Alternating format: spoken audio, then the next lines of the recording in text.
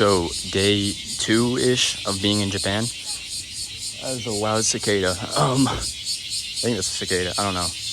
Anyway, was it worth even learning Japanese to go to Japan? Right. So I'm gonna talk about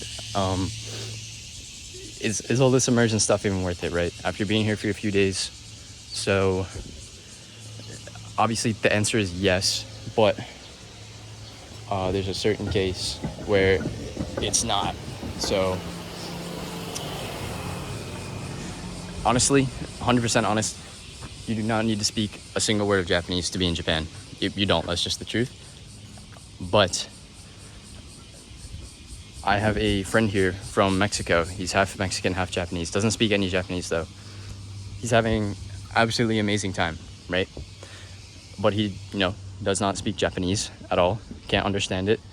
So the experiences we've had are very, very different, right? The experience you can get without speaking Japanese, right? You can go to the stores, ride the train, buy whatever you want. It's all pretty cheap. Eat some good food.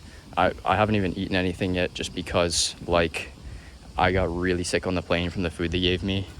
And, wow, I got pretty sick from the food. And I just haven't been able to eat anything because I've been vomiting all day. But, yeah.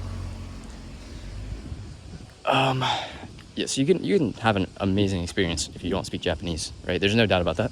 However, if you do speak Japanese, oh wow, there's a lot of people. I'm gonna go back. If you do speak Japanese, it's way different. So, I was at the mall yesterday in Kumamoto, right? And I guess I was the only white person there. I haven't really seen any white people at all. There's maybe one at the station I was at yesterday, but that's it. It's basically been all Japanese people since I got to the domestic terminal in Tokyo. But yeah, there were two Japanese guys holding McDonald's in the mall. I guess they saw me and I guess they knew I was American, so they ran up to me. They were like oh, McDonald's, and then I started speaking to them in Japanese. Once you know, most people will not approach you at all, just generally in Japan, even foreigner or not.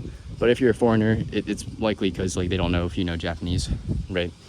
But once you start talking to them, they will not stop they will not want to stop, right? They love interacting with the foreigners. But yeah, right on this road. Let's see what's down here. But yeah, we were talking for a while. I met some of their friends. We're walking around the mall. Very fun stuff, right? I got their Instagrams, and yeah, if you are talking to any Japanese person, they're going to want to take a lot of photos with you.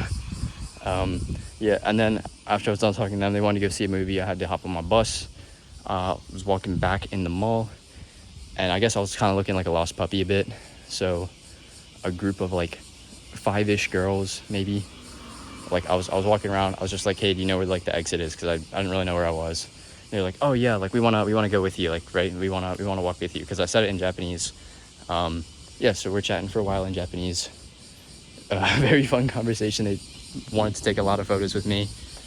Yeah, but generally, if you learn Japanese, right, learning for 3 months, it's not going to be enough. I'd say at least 6 months to kind of know what's going on if you're here, right? Of course, I don't understand absolutely everything, but I can hold conversation pretty well. So, and I don't practice output either. If you've watched this channel, you know I only do input. But very, very different experience if you speak Japanese. So yeah, absolutely worth it if you want that more of the true Japan experience, right? Because honestly, talking to the people here is really, really fun, and yeah, you won't regret it. So that's all I have.